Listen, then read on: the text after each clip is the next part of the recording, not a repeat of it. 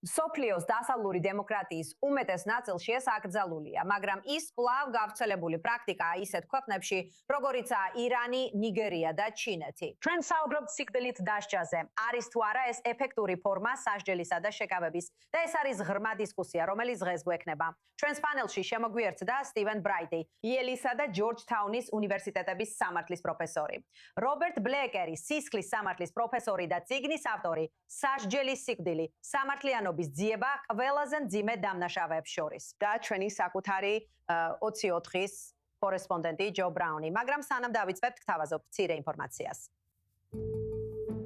შეერთებულ შტატებში სიკვდილით დასჯა კვლავ სადაო საკითხია. რამდენიმე შტატში სიკვდილით დასჯის ახსულება გრძელდება, ხოლო მისი მხარდამჭერები ამას ყველაზე მძიმე დანაშაულებისთვის სამართლიანობად მიიჩნევენ. მოწინააღმდეგეები კი მიუთითებენ შეცდომით მსჯავრდებულებზე, რასობრივ უთანასწორობაზე და სიკვდილით დასჯის სულ უფრო სადაო მეთოდებზე. ამ საკითხზე დებატები სხვა ქვეყნებში სრულიად განსხვავებული მიმართულებით ვითარდება. ისრაელმა ცოტა ხნის წინ მიიღო კანონი, რომელიც ტერორისტულ გარემოებებში ჩადენილი მკვლელობისთვის სიკვდილით დასჯის საშუალებას იძლევა. ეს არის დრამატული გაფართოება ქვეყანაში, რომელმაც თითქმის არასდროს გამოიყენა სიკვდილით დასჯა. ლიბანი ამავდროულად საპირისპირო გზით წავიდა და ნაბიჯები გადადგა სიკვდილით დასჯის სრულად აკრძალვისკენ. ირანში კი ახსულებები ბევრად უფრო ბნელი ისტორიის ნაწილად იქცა. პოლიტიკური დისიდენტებისა და პროტესტის მონაწილეების მიმართ გამოტანილი განაჩენები ოპოზიციის ჩასახშობად. სამართლიანობა, შეკავება, შურისძიება თუ რეპრესიები. სად უნდა გაალვონ თანამედროვე საზოგადოებებმა ზღვარი, თუ საერთოდ უნდა გაალვონ? და აქვს თუ არა სიკვდილით დასჯას ადგილი თანამედროვე სამყაროში? კარგი, ახლა გადავდივართ დებატებზე. პირველ კითხვაზე პასუხის გასაცემად თითო უთქვენდანს 30 წამი ექნება. ჯერ სტივენი, შემდეგ რობერტი, შემდეგ კი ჯო უპასუხებს. პირველი კითხვა ასეთია: არის თუ არა სიკვდილით დასჯა ჯერ კიდევ აქტუალური 21 საუკუნეში? სტივენ, გისმენთ? არა, არ არის. ეს არის პრიმიტიული მოძველებული სასჯელი. ის დიდი უსამართლობის ცხაროა. უდანაშაულო ადამიანებს სიკვდილით სჯიან და ზოგიერთსაც კი სიკვდილით სჯიან, მას შემაკავებელი ეფექტი არ აქვს. ადამიანები, რომლებიც დანაშაულს ჩადიან, არ ფიქრობენ, რომ მათ დააკავებენ. თუ ასე ფიქრობდნენ, დანაშაულს არ ჩაიდენდნენ და ვხედავთ, რომ სასამართლოები უბრალოდ ვერ არკვევენ, ვინ უნდა დაისაჯოს სიკვდილით და ვინ არა. ის ძალიან ხშირად გამოიყენება რასისა და სიღარიბის გამო. და უფრო თითქმის თელ მსოფლიოში მასზე უარს ამბობენ. და თვით შეერთებულ შტატებშიც კი გასულ წელს მხოლოდ 23 ადამიანს მიუსაჯეს სიკვდილი. ვაუ, ეს მართლაც იდეალურ დროს მოხდა ზარის ხმაზე.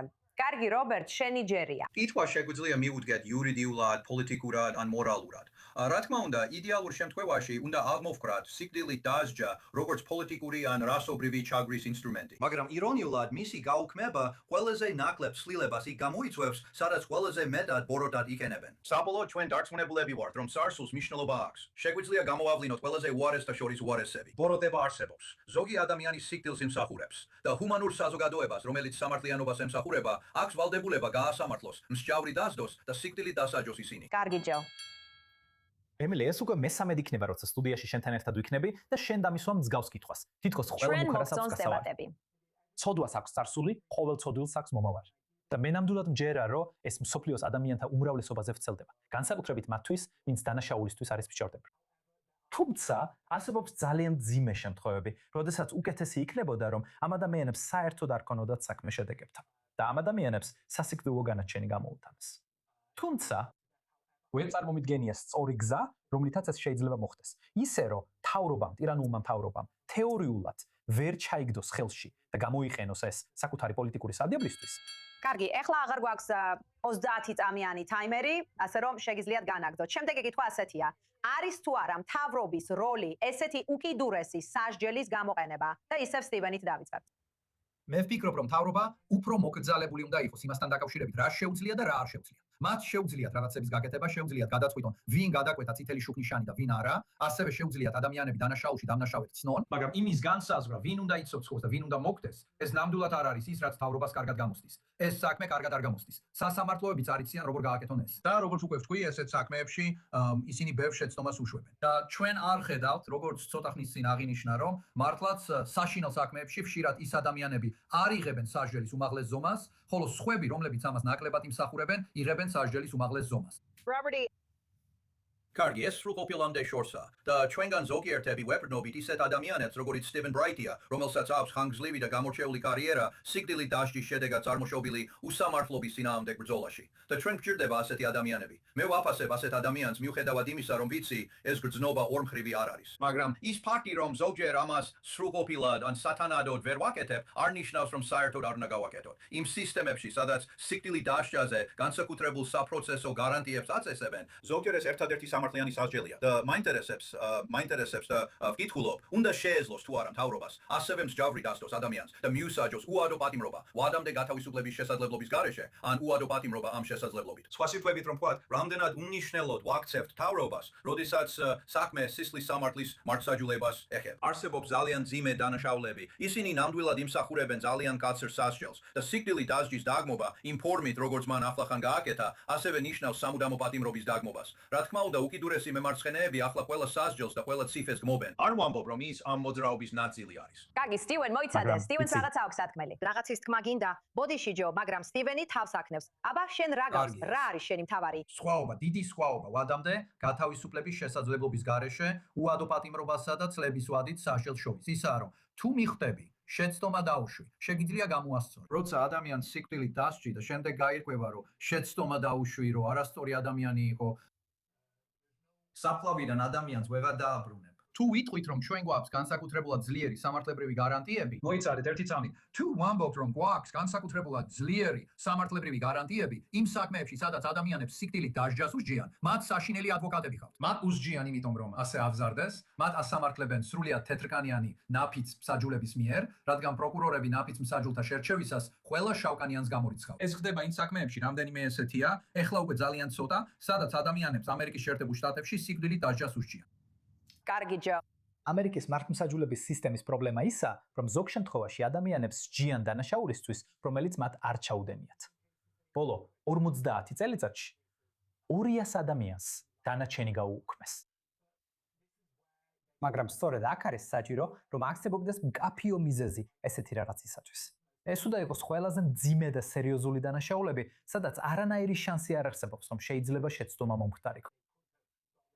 გეთანხმები, მე ვამბობ, რომ აუცილებელია გაიარონ რამდენიმე ეტაპი სასამართლო პროცესისა, უმაღლეს სასამართლოებში და არა მხოლოდ მთავრობის დონეზე. ეს უნდა გაიაროს სხვადასხვა ფაქტორებს, რადგან როცა ვინმე სიცოცხლეს ართმევ, ეს ძალიან სერიოზული საკითხია. ეს ისაა, რაც ამერიკაში ამჟამად არ არსებობს. და როგორც ვამბობ, ვერ წარმომიდგენია ისეთი სცენარი, სადაც ისინი შეძლებენ ამის შეცვლას ისე, რომ ეს, როგორც შენ ამბობ, ავნოს ამ მიზანში ამოიღოს კონკრეტულად უმცირესობებიან ადამიანები, რომლებსაც არ შეუძლიათ კარგი ადვოკატის დაქირავება. კარგი, რობერტ, მე ვხედავ, რომ რაღაცის თქმა გინდა. კი, რამდენიმე რამ. პირველი, რა თქმა უნდა, სიცოცხლის სართმევა შეუცევადია და ადამიანი, რომელიც 60 წელს ადარებს მაქსიმალური უსაფრთხოების ციხეში და შემდეგ აღმოაჩენენ მის უდანაშაულობას, ამის რეალურად გამოსწორება შეუძლებელია. მაგრამ ამასაც რო გადავსდე, დაუშვათ სიკვდილით დასჯა მართლაც გავაუქმეთ. ეს გლობალური ხედვა და ჩვენ გლობალური პერსპექტივით საუბრობთ. სხვათა შორის ბევრი ქვეყანა ახსენეთ, მაგრამ არ დაგისახელებიათ ინდოეთი და იაპონია, დიდი დემოკრატიული ქვეყნები. ესევე სხვათა შორის ისტორიულად ყველა ევროპულმა ქვეყანამ, რომელმაც სიკვდილით დასჯა გააუქმა ირლანდიის გარდა,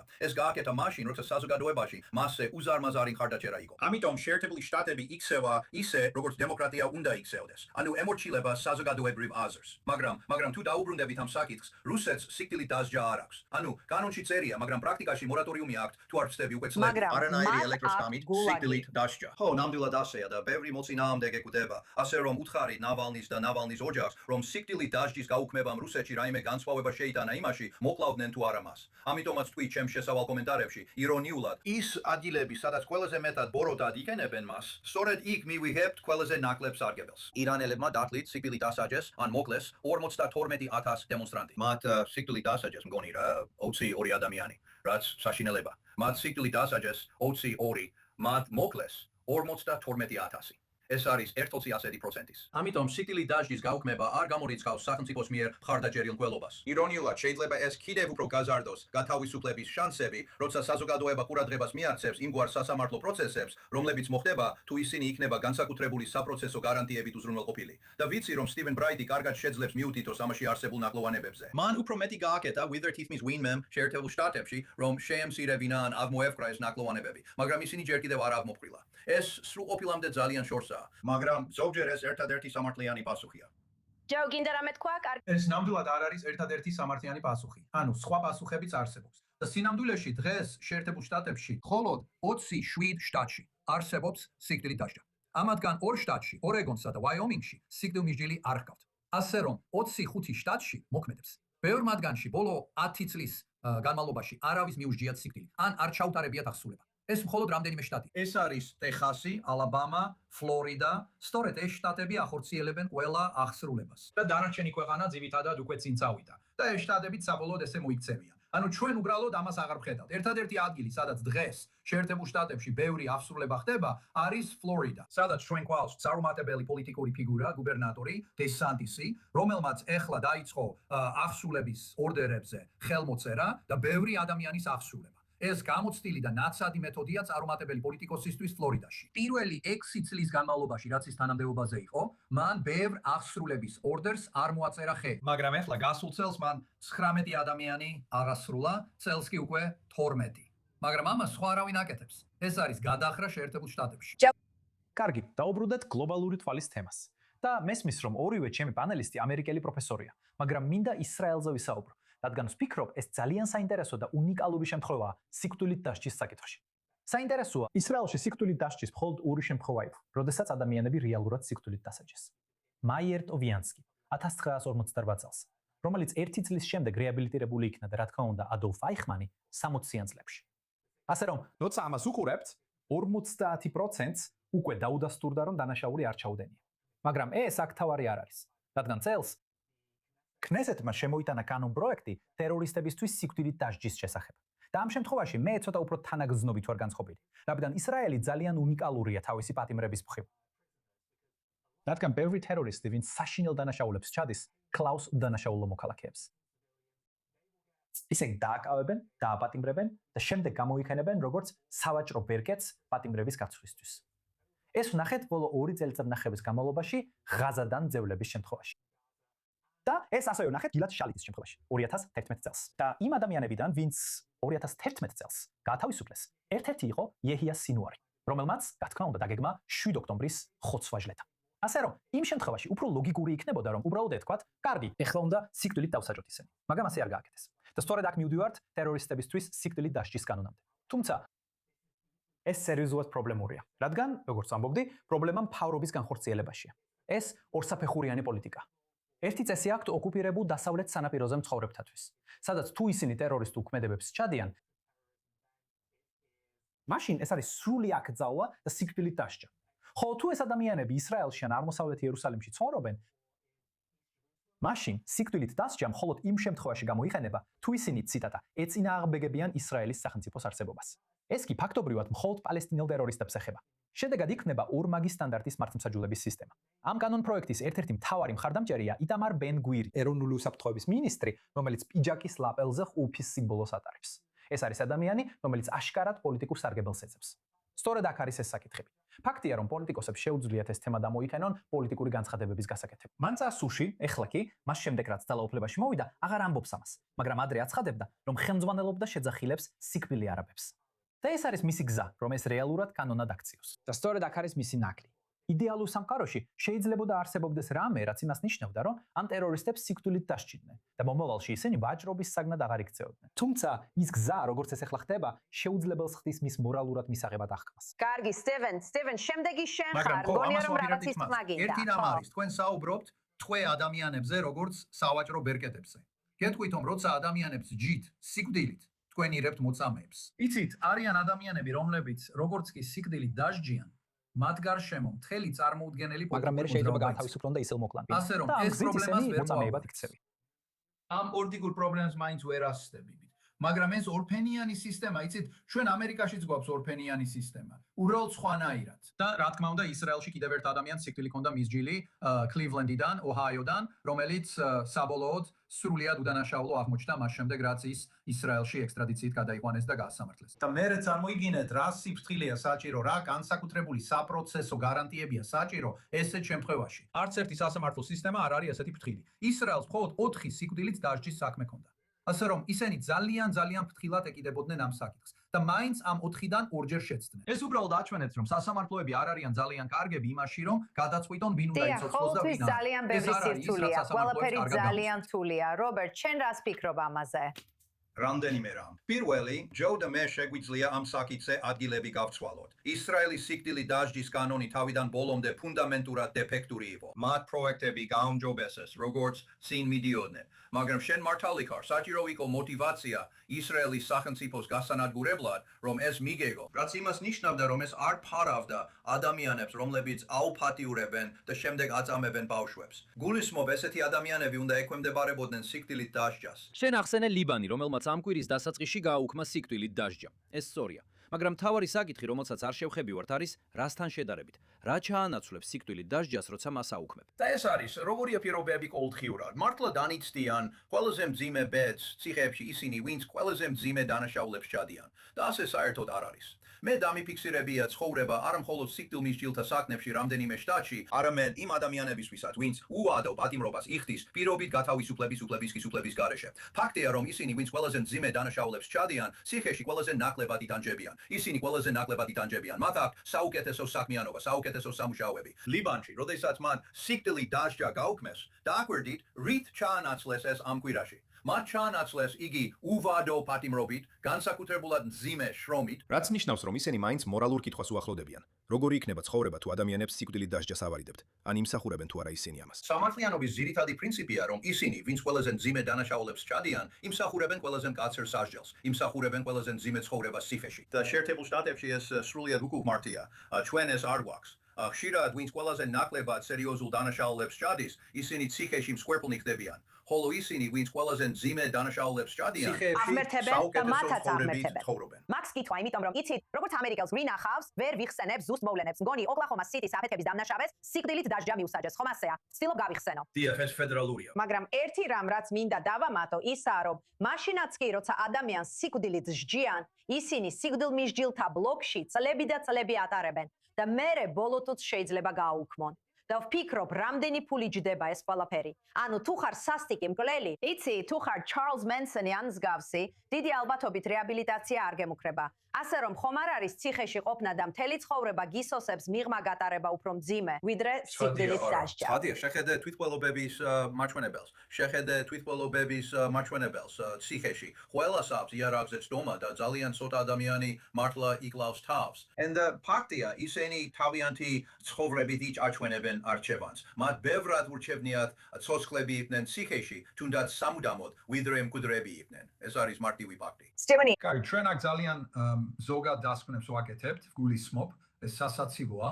ზოგიერთი განცხადება, რომელსაც ძალიან რა არის თვითმკვლელობის მაჩვენებელი, რა არის ვაფლების თვითმკვლელობის მაჩვენებელი. უბრალოდ იცით, ეს არ არის დასკვნები, რომლებიც ფაქტებიდან გამომდინარეობს. თითოეულ ადგილას უნდა წახვიდე და უნდა ნახო.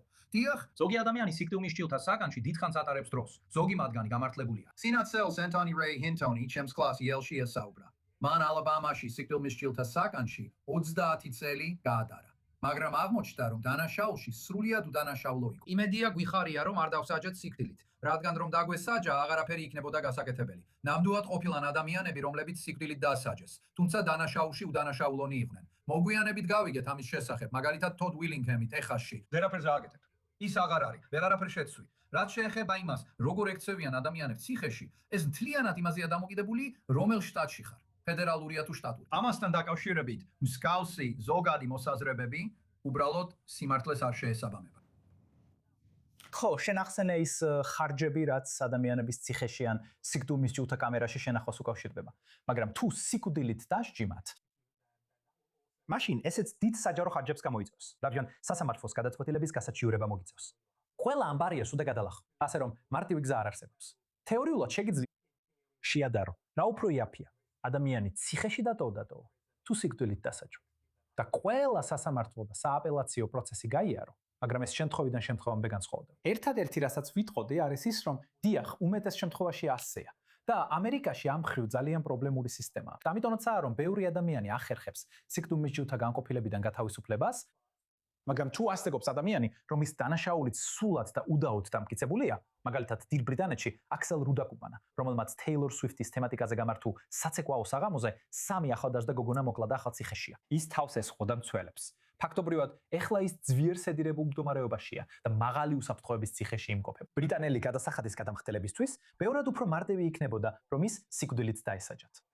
თუმცა, რადგან დიდ ბრიტანეთში სიკვდილით დასჯა 1960-იან წლების შუა პერიოდიდან აკრძალულია, ის უნდა დარჩეს ციხეში, გადატვირთულ ბრიტანულ ციხეებში. მათ მოუწიათ ბევრი არაძალადობრივი პატიმრის ვადაზე ადრე გათავისუფლება, სწორედ იქ არსებული გადატვირთული მდგომარეობის გამო. ამიტომაც მათ უწევთ მისი ცოცხლად შენარჩუნება, მისი ესეთ ფაქტობრივად ვეგეტატიურ მდგომარეობაში დატოვება, ერთ-ერთი ყველაზე საშინელი ადამიანის კვლელობა, ერთ-ერთი ყველაზე საშინელი დანაშაული, რაც კი შეიძლება წარმოიდგინო. ესეთ შემთხვევაში ბევრად უფრო ლოგიკური იქნებოდა მისი სიკვდილით დასჯა. დაასრულა ეს ყველაფერი. ეს ოჯახისთვის გარკვეულ შვებას მოიტანდა და ბრიტანელი გადამხდელებისთვისაც ნაკლები ტვირთი იქნებოდა. აი რატომაც, როგორც ვამბობ, თითოეულ შემთხვევას ინდივიდუალურად უნდა მიუდგე. უბრალოდ ზოგადი მიდგომა არ გამოდის. როგორც ამას ამერიკის ზოგიერთ შტატში აკეთებენ, როგორც ამიტომაც არის ეს რთული მართლმსაჯულების სისტემისთვის. ხო, გააგზელე. კარგი თეორიები ვარ. რას უნდა აკეთებდე, რასაც შენ ამბობ, არის ის, რომ უნდა დარწმუნდე, რომ ამ ადამიანებს ჯავრი დაადე და აბსოლუტურად დარწმუნებული ხარ, რომ ისინი დამნაშავენი არიან ამ დანაშაულში და აბსოლუტურად იმსახურებენ სიკვდილს. ეხლა, ეს არის კითხვა. როგორც ვთქვით, იმსახურებენ თუ არა ისინი სიკვდილს, მაგრამ ეს თეორია. და სწორედ ამაზეა დაფუძნებული სიკვდილით დასჯის ეს კანონები. მაგრამ პრაქტიკაში ვხედავთ, რომ ეს ასე მარტივი სულაც არ არის. და შემდეგ როცა ალბანიაში ამ პრობლემა პრაქტიკაში ხარ, ყველაფერი ცოტა სხვანაირია. იდეალურია, მაგრამ პრაქტიკაში ვერ ვახერხებთ. რადგან უბრალოდ ვირაცისთვის ერთით მეც ვერ დაამატებ. და ერთი კანონი ყველა დანარჩენისთვის. ეს არის პრობლემა. ამას ვეთანხმები. კარგი. სწორია და ჩვენ ასევე გვყავს სასამართლოები, რომლებიც ძალიან ცუდ მდგომარეობაშია და აქვთ სასამართლოს მიერ დანიშნული ადვოკატები, რომლებიც თითქმის არაფერს იღებენ იმისთვის, რომ ხალხი წარმოადგინოს. ის რომ ფლიანად თეთრკანიანი ნაფიცი საჯულებისგან შემდგარი ჟიური წვეთს საქმეებს, ესე რომ ერთი რამეა თეორიულად ვთქვათ, კი გვექნება ეს სისტემა, სადაც ადამიანებისთვის ძალიან საგუდაგულო სამართლებრივ პროცესს უზრუნველყოფთ, აბსოლუტურად დავწმუნდებით, რომ ისინი მართლაც დამნაშავენი არიან. აბსოლუტურად დავწმუნდებით, რომ ისინი სიკვდილით უნდა დაისაჯონ. თეორიაში ამის თმა ერთი რამეა, მაგრამ პრაქტიკაში ამის გაკეთება შეუძლებელია. ეს არის პრობლემა. განსაკუთრებით მაშინ, როცა გაქვს გუზარ-მაზარი სისტემა. გარეთ დანაეჭირა. კამერაზე ჩანდა როგორ აჭრიდა იმ გოგონებს. ამიტომაც მოვიყვანე ეს კონკრეტული მაგალითი. მაგრამ აქ იწყება პრობლემა. როცა თითოეული ადამიანის შემთხვევაში გონივრულ ეჭვს მიღმა უნდა დაამტკიცო. და არის შემთხვევები, როგორც აღვნიშნე, 200-ზე მეტი. 1970-იანი წლებიდან ამერიკაში ადამიანები სიკვდილის ჯილთა ბლოკიდან დათავისუფლდნენ. რადგან მათ ბრალდებულ დანაშაულებში უდანაშაულოდ ცნეს. და სწორედ აქ ხდება ეს პრობლემა. ამიტომ ვამბობ, რომ იდეალურ სამყაროში ასე უნდა იყოს. არ ვამბობ, რომ ეს პრაქტიკულია, მაგრამ იდეალურ სამყაროში შეგიძლია ეს მხოლოდ კონკრეტულ შემთხვევებზე გამოიყენო. კარგი, ბრიტანეთში ციხეების შესახებ ბევრი არ ვიცი, მაგრამ შეერთებულ შტატებში გადატვირთულია. ესეთი ადამიანი სუპერმაქს ციხეში იქნებოდა. მაქსიმალური უსაფრთხოების ციხეში. სადაც მას სხვა ადამიანთან კონტაქტი არ ექნებოდა, დრო გვეწურება. კარგი, მინდა რომ რობერტმა დაასრულოს, რადგან დრო გვეწურება. დიახ, ბოლო აზრები ამ თემაზე, რობერტ. ეს ჰარჯი საკითხი არ არის, ეს სამართლიანობის საკითხია. და სასჯელის ეტაპზე უნდა იყოს განსხვავებული მტკიცების თვირთი, ვიდრე ბრალეულობის დადგენის ეტაპზე. საკმარისი არ უნდა იყოს მხოლოდ ის, რომ გჯეროდეს გონივრული ეჭვის გარეშე, რომ მან ჩაიდინა ეს. მორალური სარწმუნოებით უნდა იყოს დარწმუნებული, რომ ის ამას იმსახურებს. ჩვენ არ გვაქვს ეს უფრო მაღალი მტკიცების თვირთი. მოქმედი სამართლებრივი რეჟიმის ფარგლებში სიკვდილით დასჯასთან დაკავშირებით არსებობს მრავალი ნაკლი. ამას ადვილად ვაღიარებ. მაგრამ ფაქტია, რომ ზოგჯერ სიკვდილი და მხოლოდ სიკვდილი არის ერთადერთი სამართლიანი სასჯელი პასუხად. და თუ ჩვენ მართლმსაჯულებაზე ვართ ორიენტირებული, ჩვენ არ უნდა ვაკეთებდეთ ჰარჯებისა და სარგებლის ანალიზს. სხვათა შორის, ჩვენ არ გავითვალისწინეთ ის თანხა, რომელიც დაიზოგა ყველა იმ ბრალდებულის მიერ, ვინც დანაშაულს აღიარებს, ვინც დამნაშავეა. და ისინი აღიარებენ დანაშაულს მხოლოდ იმისთვის, რომ სიკვდილით დასჯას თავი აარიდონ და სიკვდილით დასჯა გამოირიცხოს. მაგრამ ეს არ უნდა იყოს ჰარჯების საკითხი. ეს უნდა იყოს საკითხი იმისა, ვინ რას იმსახურებს. ჩვენ მართლაც მართლმსაჯულებაზე ვართ ორიენტირებული და მზად ვართ დავხარჯოთ ფული, დრო და ძალისმევა იმისთვის, რომ დავრწმუნდეთ ადამიანები იმას ირებენ, რასაც იმსახურებენ. დიდი მადლობა ყველას. ეს ნამდვილად საინტერესო დებატი იყო. კიდე ბევრი კითხვა დარჩა. ვისურვებდი მეტი დრო ფონოდა. კიდევ ერთხელ დიდი მადლობა რობერტ ბლეკერს, სტივენ ბრაიტს და რა თქმა უნდა ჯო ბრაუნს. არ გადართოთ, მალე დავბრუნდებით შესვენების შემდეგ.